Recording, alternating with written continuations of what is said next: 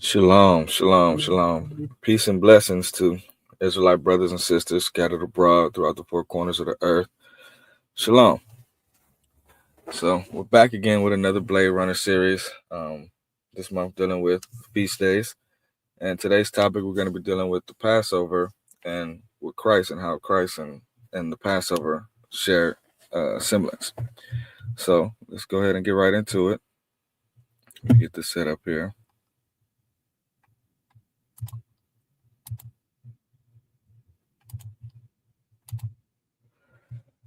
All right.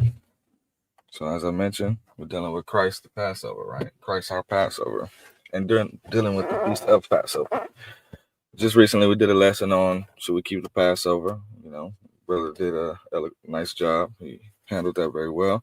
Today we're going to follow it up with the understanding what the Passover is, being the lamb that we slaughter and we partake in and we feast on during the 14th day at even on the first month. And how Christ was also the lamb and was sacrificed for us as well. So let's get into it. Christ the Passover. Let's open up to the book of Leviticus, chapter 23, and we're going to start with verses 1 and 2. And the Lord spake unto Moses, saying, Speak unto the children of Israel, and say unto them, concerning the feast of the Lord, which ye shall proclaim to be holy convocation, even these are my feasts. So he's talking to Israel and letting them know, okay, let the children of Israel know that these are going to be the feasts. These are my holy convocations, and I want you to partake in these feasts. So let's get into the main feast, some of the feasts, but the main feast that we're dealing with for this topic being the Passover. Let's flip over. Let's stay in Leviticus, but let's drop down to verse 4, and we're going to read through to verse 7. Verse 4. These are the feasts of the Lord, even holy convocations, which ye shall proclaim in their seasons. In the 14th day of the first month at even is the Lord's Passover. And on the 15th day of the same month is the feast of unleavened bread unto the Lord.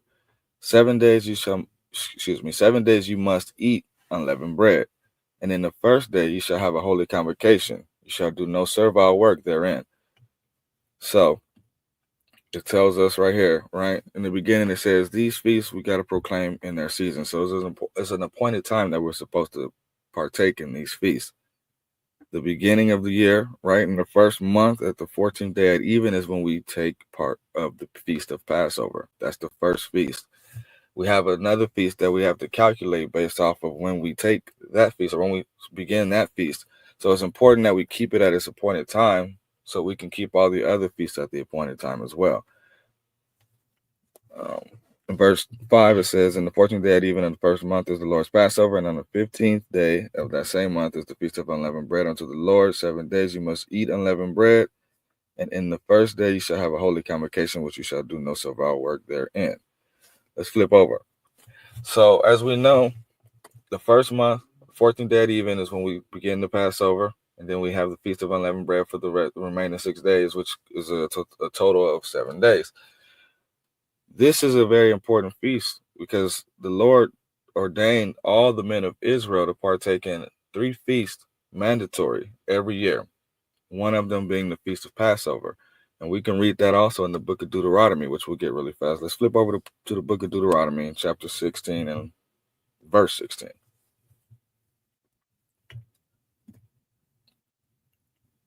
Three times in a year shall all thy males appear before the Lord thy God in the place which he shall choose, in the Feast of Unleavened Bread, and in the Feast of Weeks, and in the Feast of Tabernacles, and they shall not appear before the Lord empty.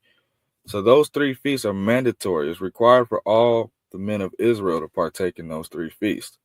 So it's a lot of weight dealing with the Feast of Passover. So it's important we keep it at its appointed time. It's important that all the men partake of the Passover and to be in attendance. It's required. So let's start getting into the Feast of Passover, right? Which we read when it starts in the book of Exodus. Let's get some of the context of it. Let's get some of the history, some of the story behind it, and let's get into the point.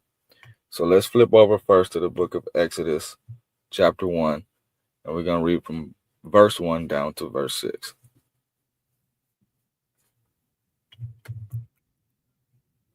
Verse 1. Now these are the names of the children of Israel which came into Egypt. Every man and his household came with Jacob: Reuben, Simeon, Levi, and Judah; Issachar, Zebulun, and Benjamin; Dan and Naphtali; Gad and Asher. And all the souls that came out of the loins of Jacob were 70 souls, for Joseph was in Egypt already. So during this time, Joseph was already in Egypt. He became the right-hand man of Pharaoh during that period of time and was given a lot of autonomy and a lot of power, a lot of authority during that period.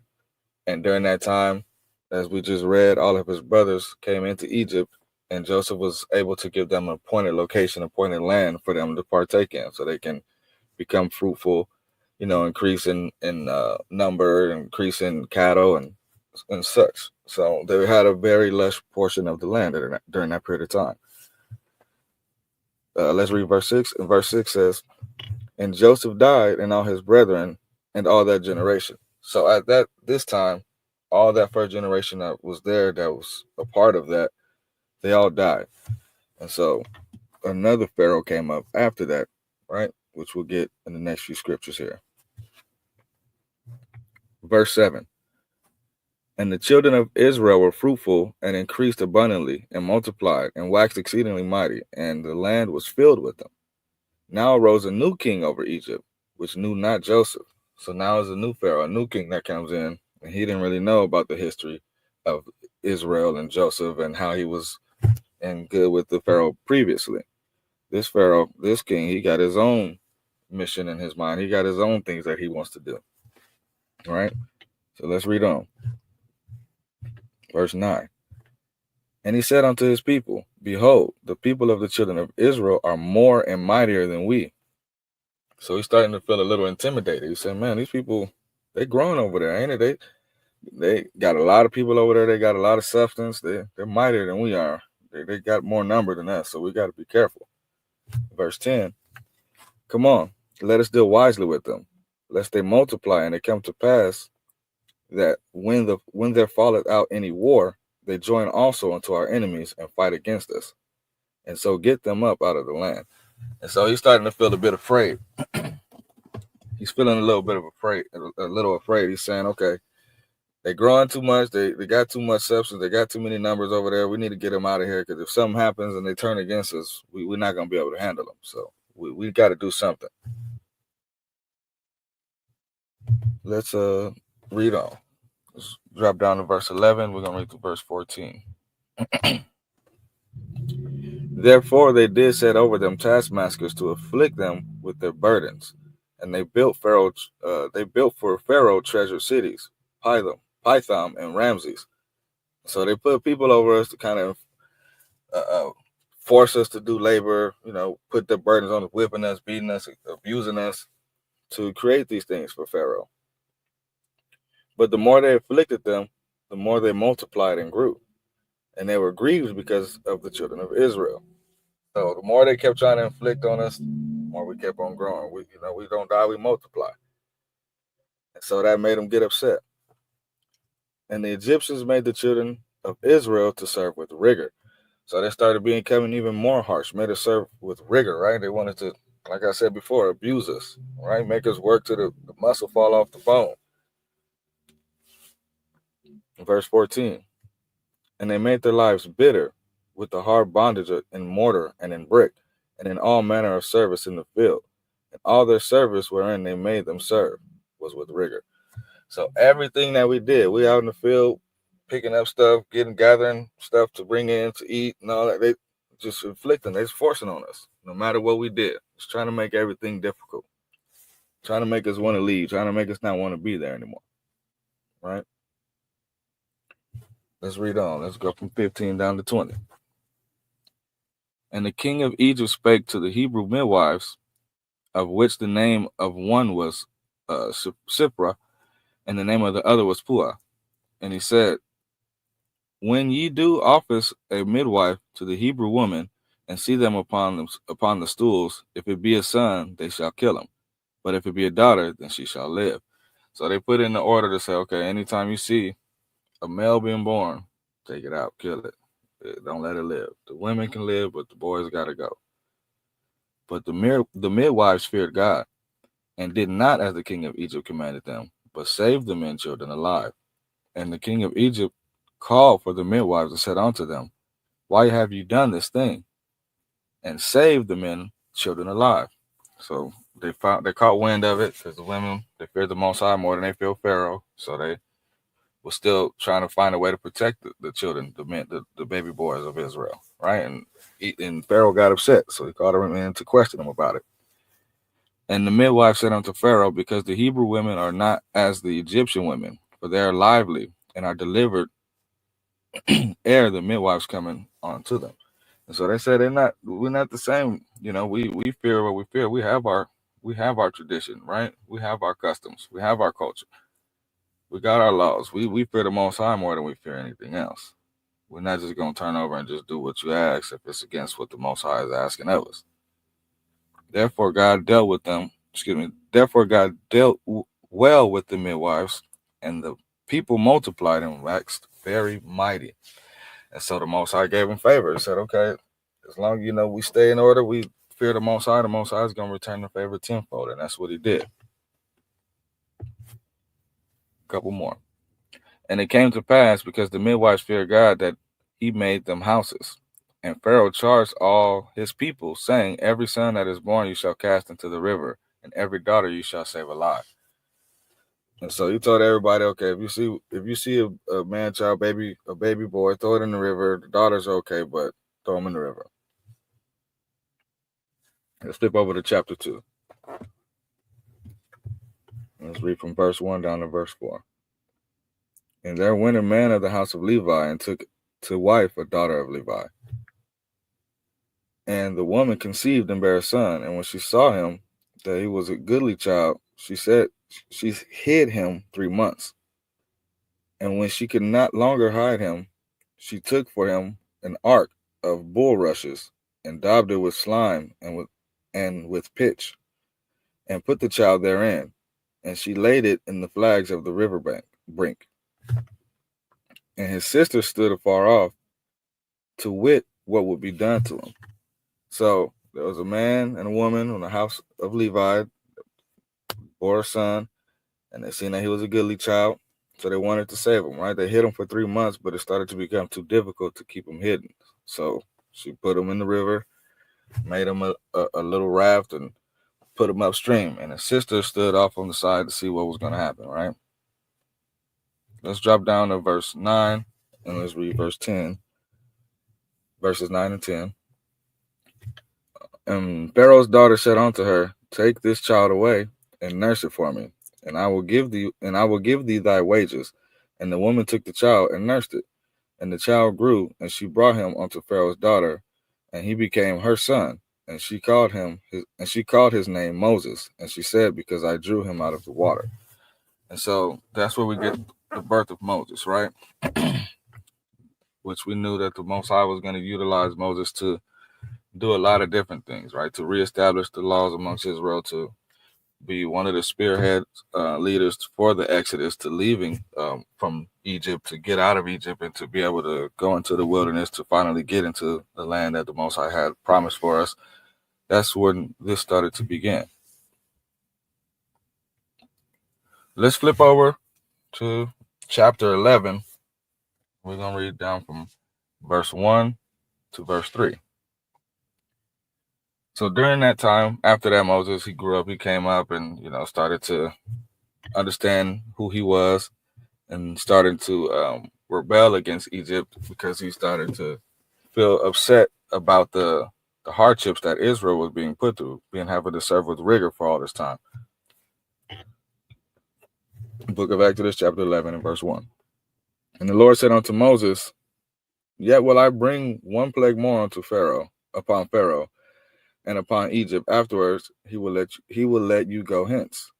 When he shall let you go, he shall surely thrust you out hence altogether. So after Moses started to understand who he was and started to come back into his heritage and his culture and his traditions, his laws and the statutes of the Most High told Moses to tell Pharaoh to let Israel go.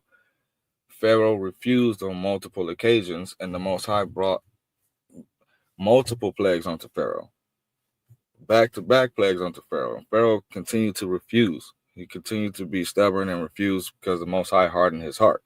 And so it was intentional that he was going to refuse so the Most High can show these things that needed to be done, right? And so now we're at the point to where Moses came back to Pharaoh to tell him again, let my people go. And let's read it from verse 1. Let's read it from the top. And the Lord said unto Moses, Yet will I bring one plague more upon Pharaoh and upon Egypt. Afterwards he will let you go hence. When he shall let you go, he shall surely thrust you out hence altogether. So after this plague, he's saying that he's going to let all y'all go. He's going to feel my wrath, and he's going to let everybody go altogether.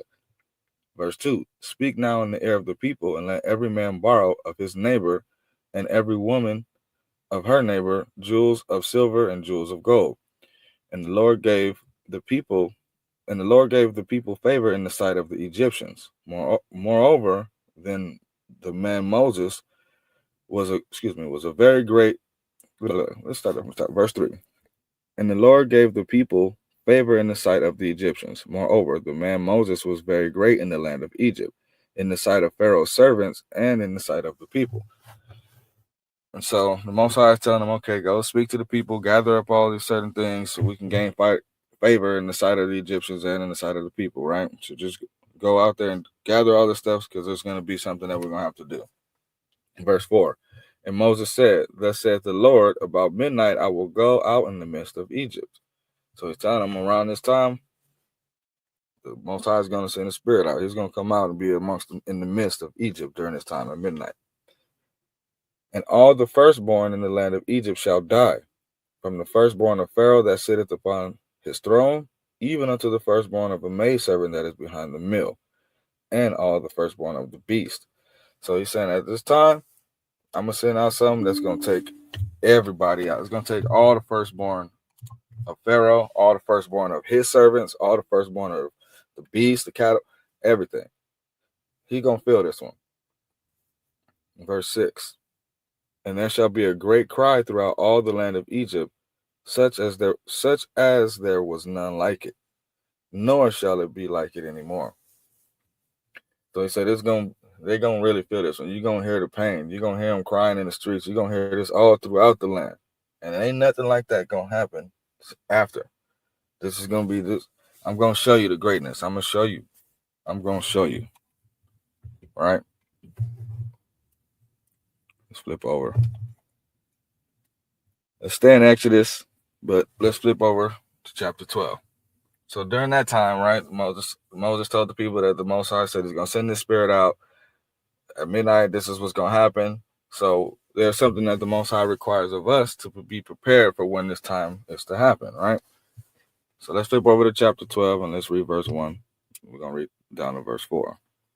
And the Lord spake unto Moses and Aaron in the land of Egypt, saying, This month shall be unto you the beginning of months. It shall be the first month of the year to you. Right? So just like we read earlier in the scriptures, where it says that these feasts have to be kept in their appointed times, in their appointed seasons, right? And we read that the first month of the 14th day at even of the first month is where that first feast began. So it says that once again, it's telling, okay, this shall be the beginning of months, right? This beginning of the first of the year to us, right? Not to the world, because the world keep a different time, but to the children of Israel. This is how you shall keep it, right? Speak unto all the congregation of Israel, saying, In the 10th day of this month they shall take them every man a lamb according to the house of their fathers, a lamb for an house. So on the 10th day of the first month, we go and we find the lamb, right? We get the lamb, we obtain it, and according to what the Most High asks of us. And if a household be too little for the lamb, let him and his neighbor next unto his house take it according to the number of the souls. Every man according to his eating shall make your count for the lamb. So if you got a smaller family and you got a whole lamb, you're gonna have so much excess lamb, and say, okay, well, go onto your neighbors and share some of this lamb with them too. So that way, it's not nothing left of it once you're done, right? He wanted it to be dispersed amongst everybody evenly. Verse 5. Your lamb shall be without blemish, a male in the first year. You shall take it from the sheep or from the goats. So it has to be, the lamb has to be without blemish of the first year, right? You can get a lamb or you can get a goat, depending on what's available, but it has to fit and meet those parameters, right? And you shall keep it unto the 14th day of the same month, and the whole assembly of the congregation of Israel shall kill it in the evening. So we capture it on the 10th day, you hold on to it until the 14th day, and then at even, right? Or the 14th day of the same month is when you kill it, but then at even is when you partake of it, right? So it says, and ye shall keep it until the 14th day of that same month, and the whole assembly of the congregation of Israel shall kill it in the evening.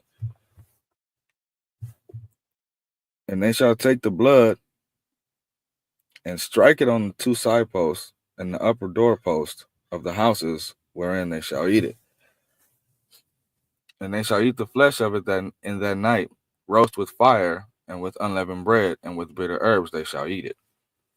So it was important for us to get those hyssop, get some hyssop and dip it in the basins with the blood and strike the doorpost on the sides and at the top, because that's the symbol to the Most High to let them know, hey, that's where my children are. That's where the children of Israel are. They partook in this lamb. They partook in the sacrifice that's offered unto me, and they protected themselves with the blood of the goat, the blood of the lamb, right? And so it was important for us to do those things to show that symbol, that sign to the Most High, so he can pass over those homes during that period of time when he sends out that angel. So he can take out everybody else. That was a symbol to show the Most High that we are being in compliance with what he asked of us. Verse 9.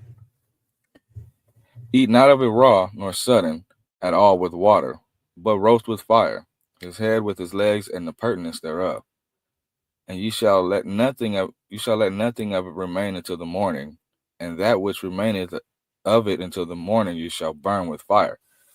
So you can't boil it, you can't deep fry it, and all that other stuff. It says no. Cook it with the roast, open roast over fire. Keep the legs and the head, everything has to remain all together. You can't break it apart and chop this part up, and you want to keep everything all intact, right? And the pertinence thereof, everything all together, solid, and cook it over an open fire. Verse 11, and thus you shall eat, and thus you shall eat it, with your loins girded, and your shoes on your feet, and your staff in your hand, and you shall eat it in haste. It is the Lord's Passover. So we got to keep it with our girds on. We got to keep it with our shoes on. We got to keep it with our staff. We got to stay ready. We got to eat this readily. We got to eat this in haste. Once this is done, we're going to have to get up out of here. So at this time, everything was kind of forced, was rushed, right? To slaughter the lamb, to cooking the lamb, doing all that stuff in the same day, all in one day. That's a lot of work. So it's even no matter how prepared we try to get for it, some reason the Most High always puts a spirit that makes it to where we have to do things in haste. Everything is a hurry. We got to we got to hurry up. We got to be indoors. We got to get this set up before something else happens. We got to be on time, right? And so that's why it was important for us to keep it the way that the Most High asked for us to keep it, and he puts that spirit on us for us to continue to keep it in that same manner. Let's flip over. Let's drop down. Verse 12. We're gonna read through to verse 14. For I will pass through the land of Egypt this night, and I will smite the firstborn in the land of Egypt, both man and beast, and against all the gods of Egypt I will execute judgment. I am the Lord. So that's why we had to get the hyssop and dip it in the basins with the blood and strike the post and do all that stuff like we just read earlier to show the Most High that this is where your children are, so he can pass through. He'll pass over us during that period of time, right? As we just read. Verse 13, and the blood shall be to you for a token upon the houses where ye are. And when I see the blood, I will pass over you, and the plague shall not be upon you to destroy you when I smite the land of Egypt. So as we were kind of getting to, as we were reading about earlier, right? That's part of what the Passover is, right? To partaking in that, to slaughter that lamb, to eat the lamb, so that spirit can pass over us, right? To strike the doorpost, all that stuff, right? Understanding the significance of it is mandatory for the men to partake in this. It's very important, right? So it's important for us to understand all this stuff, all the details that go into it. But let's read that again, verse 13.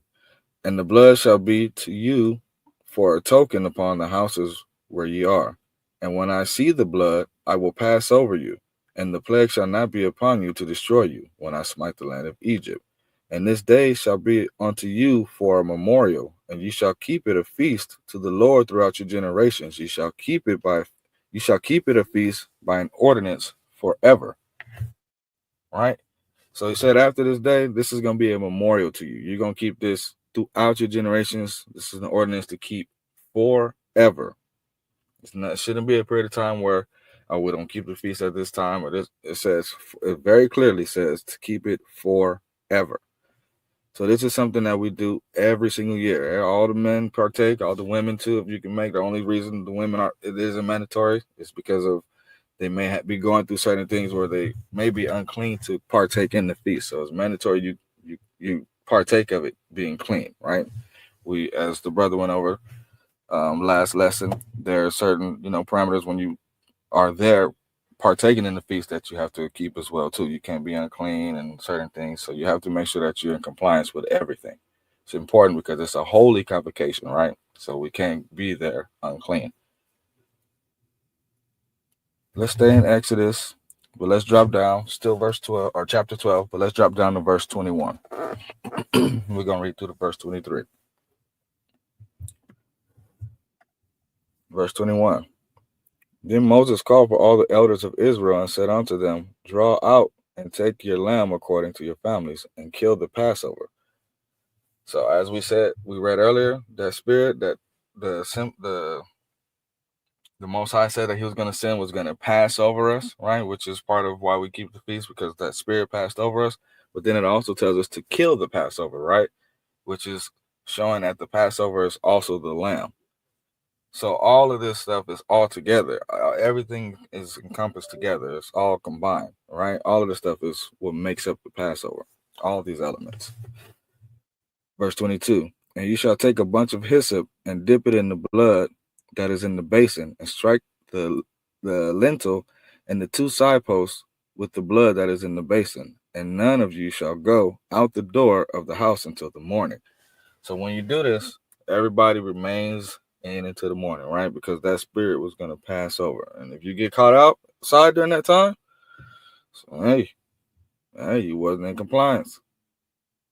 You might get got. So you want to keep everything according to how the Most High asked to keep it. Ain't no need to find out. Strike that doorpost, get inside and partake in that Passover. Kill the Passover and partake in it. Verse 23. For the Lord will pass through to smite the Egyptians, and when he seeth the blood upon the lintel and the two side posts, the Lord will pass over the door and will not suffer the destroyer to come into your houses to smite you. So if he didn't see that, he gonna send it in there. If you outside, caught slipping, he gonna send it upon you. A casualty of war. You got to make sure that you listening and following orders. So once he send out the destroyer to come and smite all the children of Egypt, the firstborn of the cattle, of the beast, and of man, make sure you're doing all of this, right? Let's drop down. Let's read verse 24 through 28. And you shall observe this thing for an ordinance to thee and to thy sons forever. So once again, it's reiterating, this is an ordinance that we keep forever. There's no stipulations in there that say if this, that, or it says keep this forever. And it shall come to pass when ye be come to the land which the Lord will give you according to as he hath promised, that ye shall keep this service. So even when you get into the land, which you still keep this service, he's telling you in there. When you're in the wilderness, when you're in Egypt, when you're in the land that I give you, keep this service. And it shall come to pass when your children shall say unto you, what mean ye by this service? That ye shall say, it is the service of the Lord's Passover, who passed over the houses of the children of Israel in Egypt, when he smote the Egyptians and delivered our houses, and the people bowed the head and worshipped. So he said, even when your kids ask, why do we keep the feast of Passover? What does this service mean? Why are we doing this? You tell them and remind them, hey, this is the Lord's Passover. The Most High ordered us to keep this. The Lord's Passover, who passed over the houses of the children of Israel and in Egypt, who spared us, right? Said, if you are in compliance with what I ask, I'll spare you, and I'm going to pass over you guys, and I'm going to get everybody else, right? Who passed over the houses of the children of Israel and Egypt, when he smote the Egyptians and delivered our houses, and the people bowed the head and worshipped. And the children of Israel went away and did as the Lord had commanded Moses and Aaron, so did they. So they left and said, all right, we're going to keep it. We ain't got no problems. Let's do it. Let's get that lamb. Let's flip over. Let's go back to Deuteronomy, but let's flip over to chapter 18. And we're going to read verses 15 through 16. So all of this happened in the Exodus, right? During the time of Exodus, during the time of Moses. Moses came, he reestablished the law amongst Israel, set up the priesthood. It was very imperative. He did a lot of different things for the children of Israel to get them into a place where they can practice and get prepared for that next transition, which will happen later down the line, right? So let's read here. Let's see. Deuteronomy chapter 18 and verse 15. The Lord thy God will raise up unto thee a prophet from the midst of thy brethren, like unto me. Unto him you shall hearken. So Moses is telling them, okay, the Most High is going to raise up another prophet from amongst you guys, right? Kind of similar to myself. And when he comes up, you should listen. Verse 16, according to all that thou desirest of the Lord thy God in Horeb in the day of the assembly, saying, let me not hear again the voice of the Lord my God, neither let me see this great fire anymore, that I die not. So he's telling them, okay, according to all y'all ask for, according to everything that you want, y'all want to be spared, y'all don't want to be hurt, listen and hearken unto the voice of this prophet I'm going to send up amongst you. Right. And as we just said a little second ago, Moses was very important because he came and he reestablished certain things amongst Israel, was able to get us out of bondage and able to leave from a certain period of time where we can kind of go to where the Most High promised us to be and have an opportunity to do things more righteously there. Let's drop down. Let's read verse 17 down to verse 22. And the Lord said unto me, they have well spoken that which they have spoken. I will raise them up a prophet from among their brethren, like unto thee, and will put my words in his mouth, and he shall speak unto them all that I shall command him. And it shall come to pass that whosoever will not hearken unto my words, which he shall speak in my name, I will require it of him.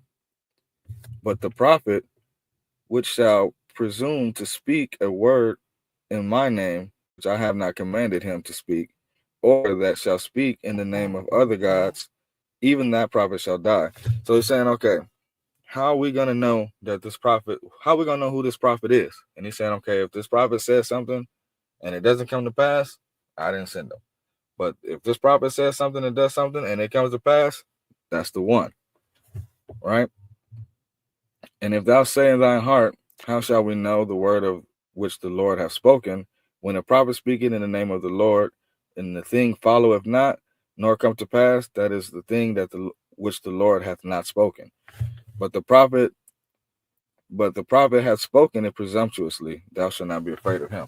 So he's saying if somebody says something that don't come to pass, he's just speaking He's talking outside his neck. He spoke presumptuously. He might have some inkling of an idea of what something, but he didn't know. That's why he was wrong, because he didn't get it from me. But if this prophet speaks and it comes to pass, then that came from me.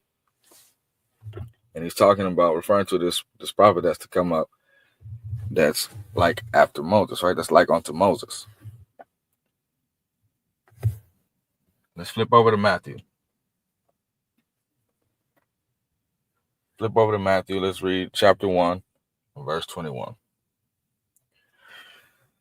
So, as we just read, there's a prophet to come after Moses like unto him. And as we've seen when we got through a little bit of the history of Exodus and some of Moses' history, how he was during the time where a lot of the men of Israel were to be killed, and the Egyptians were trying to slaughter all the man-children, the man-childs of Israel. And so he was preserved. He was saved for a couple of months. His mom couldn't keep him anymore, so she sent him upstream, and he was taken up by Pharaoh's wife and became Moses, right? And from there, Moses went and built up his relationship with the Most High and became a friend unto the Most High. And the Most High sent him to deliver his people, sent him to save his people from the hand of Egypt, and to get him out to go to a place where the Most High had appointed for him. So let's read here in the book of Matthew, chapter 1 and verse 21. And she shall bring forth a son, and thou shalt call his name Jesus, and he shall save his people from their sins. And so now we got another child coming up here, which we've read about, we know about for sure. Hamashiach Yahushua, who the world knows is Jesus, is saying that he's going to be born and he's going to save his people from their sins. And so let's flip over. Let's stay in Matthew, and let's flip over to chapter 26. So there's a lot of, we can't get into all the history of Moses, all the history of Christ, all the meat in between. So if you guys want to get more in depth into it, I also would suggest reading the book of Exodus, like all the way through. Just kind of read all the laws, get into Leviticus, get into Deuteronomy. And if we're dealing with Christ, you want to, read a lot of Matthew, Luke, John. You want to get into some of those scriptures to kind of get some of the history in between, just because we got to keep it concise when we're doing these lessons. But if y'all want to get into more of that history, a lot of it is there. So as we just read in Matthew verse 1 and 21, or chapter 1 and verse 21, Mary's going to bring forth a child, and her child is going to be named Christ, and Christ is going to be born, and he's going to save his people from their sins. Let's flip over. Let's go to chapter 26, verse 1. And it came to pass, when Jesus had finished all these sayings, and he said unto his disciples, Ye know that after 2 days is the feast of Passover, and the Son of Man is betrayed to be crucified. So right here, he's an adult now. He's acquired all his disciples. They've been out, they've been ministering, they've been doing their thing for a while now. And at this point in time, it's coming across to the feast of Passover, right? And they just said to each other, they said, after 2 days is the feast of Passover, and the Son of Man is betrayed to be crucified. So he's telling them, this is my appointed time is coming. The feast of Passover is coming, right? We got to go and we got to slaughter the lamb. We got to partake in the lamb, the bitter herbs, the unleavened bread, the wine. We got to partake in all the elements, because it's coming to a time where I'm supposed to be crucified myself. Right? Verse 3. Then assembled together the chief priests and the scribes and the elders of the people unto the palace of the high priest, who was called Caiaphas, and consulted that they might take Jesus by subtlety, and kill him. Subtly. I'm sorry. So they wanted to take him subtly, right? They wanted to take him quietly. They wanted to take him without a ruckus, because the feast of Passover is coming up. And they're talking to each other and saying, okay, we're supposed to get him, but how can we get him when there's a feast going on? Can we get him sneakily? Can we get him subtly? Can we get him quietly? But they said, not on the feast day, lest there be an uproar among the people. So they're saying it's hard for us to get him quietly on a feast day, because then we're going to cause a ruckus. We might cause a riot. People trying to keep the feast, and we in here trying to capture this dude. So they had to think amongst themselves. Let's flip over. Let's read verse 6 down to verse 13. Now when Jesus was in Bethany in the house of Simon the leper, there came unto him a woman having an alabaster box with very precious ointment, and poured it on his head, as he sat at meat. But when the disciples saw it, they had indignation, saying, "To what purpose is this waste?" So there was a woman there, and she had this valuable ointment, right? Medicinal ointment is herbs and different things, right, that she put together to make some sort of paste, some sort of ointment that she had. And it was precious, it was valuable. And when she sat down, she poured it onto Christ, right? She poured it on his head, and the disciples got upset and asked her, "Well, what did you do this for? Why did you waste that?" Right? Let's read on. For this ointment might have been sold for much and given to the poor. And when Jesus understood it, he said unto them, "Why trouble ye the woman? For she hath wrought a good work upon me." And so, as we just read earlier, the time is coming for Christ to be crucified. And so, this woman poured this ointment on him to kind of help aid throughout the suffering that he's going to have to go through, right? To kind of help, maybe had some numbing agents to it, some things to kind of help him deal with pain a little bit better, certain things like that. And so when the disciples was asking, "Why'd you waste this?" and he told them, don't go after it. Don't go after it. Calm down. She actually she did a good thing for me, right? Verse 11, for ye have the poor always with you, but me ye have not always. So saying you're gonna always be able to utilize, make more, and do this for other purposes, but I'm not gonna be here much longer. For in that she hath poured the ointment on my body, she did it for my burial. See, verily I say unto you, whosoever this gospel shall be preached in the whole world, there shall also that this woman hath done be told for a memorial of her. So he's saying all of the stuff was done for a purpose. Most High had everything going and happening for a reason. It wasn't a coincidence. She didn't just waste it. She did a good work, and Christ was appreciative of it. Let's drop down. Let's read verse 14, verse 16, or through 16. Then one of the 12, called Judas the Iscariot, went unto the chief priest and said unto them, "What will you give me, and I will deliver him unto you?" And they covenanted with him for 30 pieces of silver. And from that time he sought an opportunity to betray him. And so Judas went to go and make a pact, and they made a covenant, and he sold him out for 30 pieces of silver. And ever since then, he was trying to find an opportunity to betray him. And this wasn't news to Yahushua.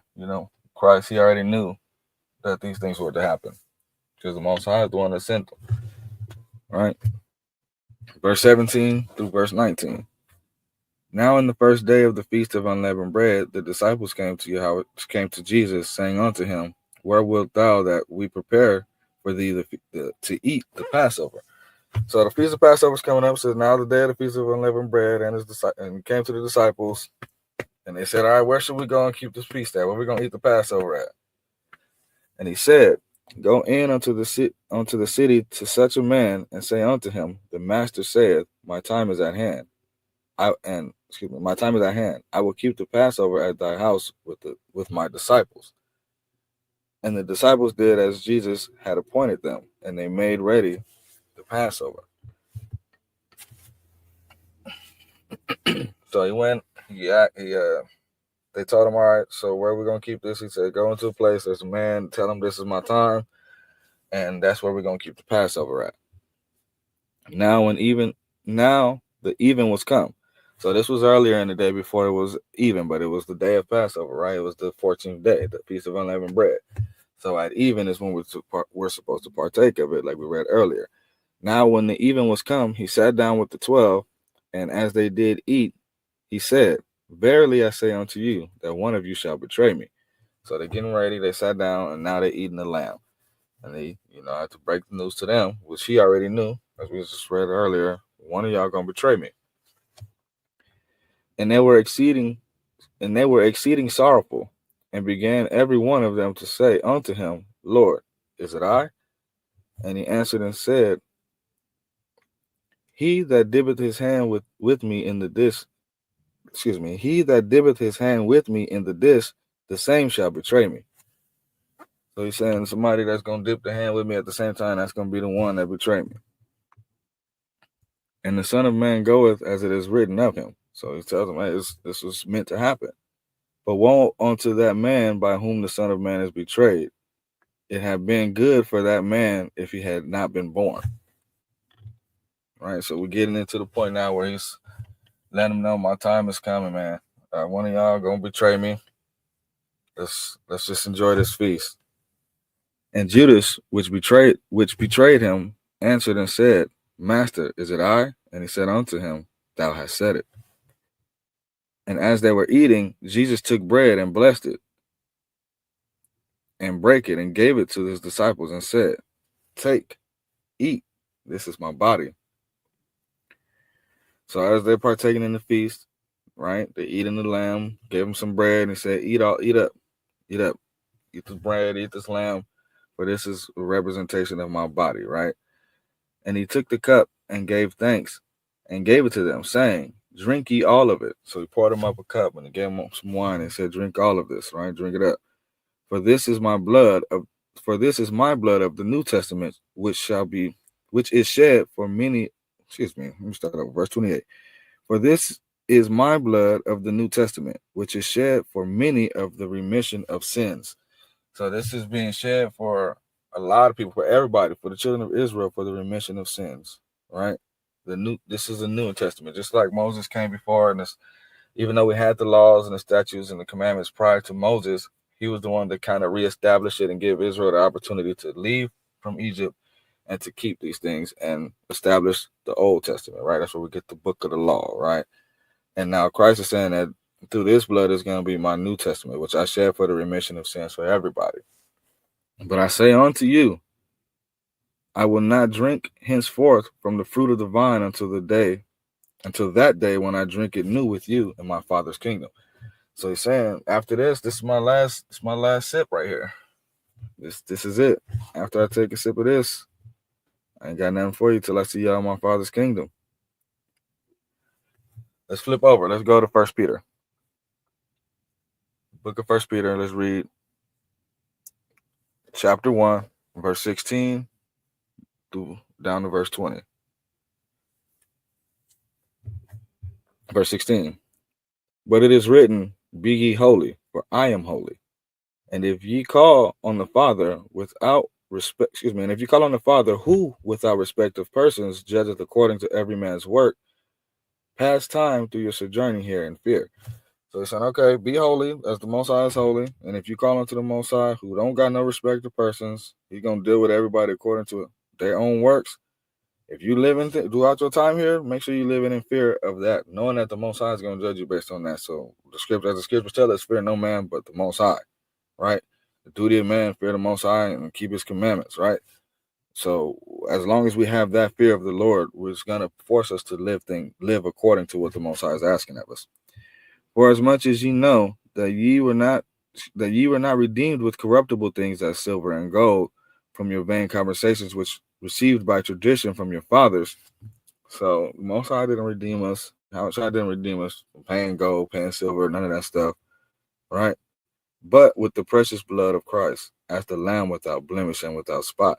So just like that Spirit passed over us during the time of Passover, from the blood that He seen on the doorpost, the same Christ is being sacrificed, and His blood is what allows us to be able to have the opportunity to repent now, right? To be able to not have make sacrifices and give them to the priest to sacrifice for us anymore, but we offer ourselves as a sacrifice. But with the precious blood of Christ, as a lamb without blemish and without spot, who verily was foreordained before the foundations of the world, but was manifest in these last times for you. So this was something that was preordained from before creation, before any of that stuff. This was already predestined, but it didn't manifest until the time of Christ, right? Let's flip over. Let's go to the book of Acts. A few more scriptures, y'all. We'll get through this pretty quick. So we got into the history of when we started to keep the Passover, some of Moses, some of the comparisons from Moses to Christ, and how Christ come after Moses, and how Christ was during that time talks about how when we partook of the lamb and the feast, how that is a representation of his body as well too, and the blood that he's going to shed for the children of Israel. Let's read here the book of Acts, chapter 3, verse 19. Repent ye therefore, and be converted, that your sins may be blotted out, when the times of refreshing shall come from the presence of the Lord. So it's telling us, okay, turn away from all your sins, your transgressions, convert yourselves. All that stuff may be blotted out before the end days, right? Before judgment day. And he shall send Hamashiach Yahushai, who everybody, the world knows is Jesus Christ, which before was preached unto you, whom the heaven must receive until the times of the restitution of all things, which God hath spoken by the mouth of all his holy prophets since the world began. So this is something that he's been saying since from the beginning. As we know in the scriptures say, the Most High, the Lord, he changes not. So he's been prodding this into our mind and drilling this into our mind since the beginning, since he had prophets, right? Put it in the mouth of all of his holy prophets since the world began. For Moses truly said unto the fathers, a prophet shall the Lord your God raise up unto you of your brethren, like unto me. Him shall ye hear all things whatsoever he shall say unto you. So he's reminding us, okay, remember Moses said there's going to be a prophet that comes up like him. Unto him, that prophet that comes after, that's who you should listen to all things unto, right?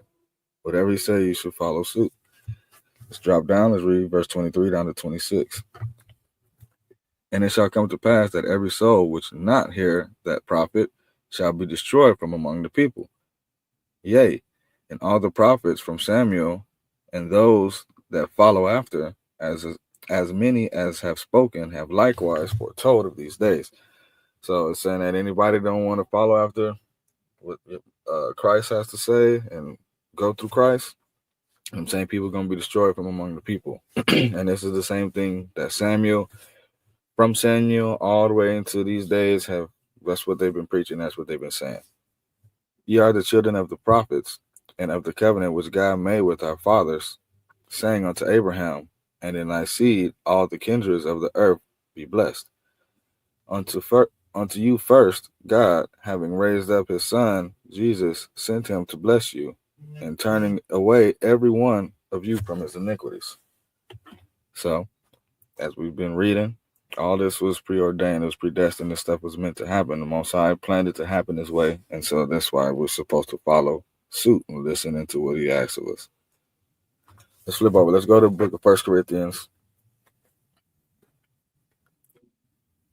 Let's read chapter 5, verse 7 and verse 8. So as we read earlier, we kind of get into the end and conclusion of everything. Mandatory for all the men to partake of the Passover, for to keep it at its appointed season and time. The first month, the 14th day at even, slaughter the lamb. We partake of it with the lamb, the bitter herbs, the wine, the unleavened bread. For 7 days, we eat nothing that has leaven, so we have to eat unleavened bread for those 7 days. And how the Spirit, the Destroyer, passed over our house during that time when we put the hyssop with the blood and painted on the doorpost, and how Christ partook of the Passover as well, which we know is an ordinance for us to keep forever, and how Christ is also a representation of that Passover, that lamb, which was sacrificed, and his blood was shed for the remission of Israel at the new time, right, to establish the New Testament. So, in conclusion of all that, let's get into these last few scriptures here, or this may be the last slide, actually. But let's close it out here. The book of 1 Corinthians chapter 5 and verse 7. Purge ye out therefore the old leaven, that ye may be a new lump, as ye are unleavened, for Christ our Passover is sacrificed for us. So, make sure, especially during the Feast of Passover, the Feast of Passover is a representation also to show us that we continuously every year, like it says forever, not just every year, but continuously throughout our lives, we have to continue to purge out the old us, purge out the iniquities, purge out the transgressions, the sins, purge out the evil thoughts, jealousy, um, anger, hatred, all those things that we have within us. We got to purge all of that stuff out, so we can become a new lump and be unleavened, just like Christ was, right? And He was sacrificed for us, so we have to make those sacrifices to return that favor. Now we got to offer ourselves as that living sacrifice, right? So when it comes to the feast, we got to keep it in concordance to what He's asking of us, keep it holy, right? And when we're doing it in the spiritual sense of purging out all those things from us. Purge out, therefore, the old leaven, that you may be a new lump as you are unleavened. For even Christ, our Passover, is sacrificed for us. Therefore, let us keep the feast not with old leaven, but with the leaven of, neither with the leaven of malice and wickedness, but with the unleavened bread of sincerity and truth. So that's what the leaven represents, right? Malice and wickedness and that old stuff. We got to continue to purge that stuff out and to keep it with truth and sincerity. And that's the last slide right there. So we'll go ahead and close it out right there. Hopefully, I was able to. I wanted to get more into it, but I don't want to make it too long of a lesson. But hopefully, we're able to kind of touch on a few things to bring some insight on, showing how the Passover is something we got to keep throughout throughout our time, our generations forever. How Christ kept the Passover, how Christ is also a representation of the Passover, and how He shed His blood, just like we have to slaughter the lamb and use the blood to save us during the period of Egypt. Yahushua did the same thing for us in the New Testament during that time. It goes in more depth than that, but we're just dealing with it from the perspective of Passover. So we'll go ahead and close it out there. And with that, I say shalom. Thank you.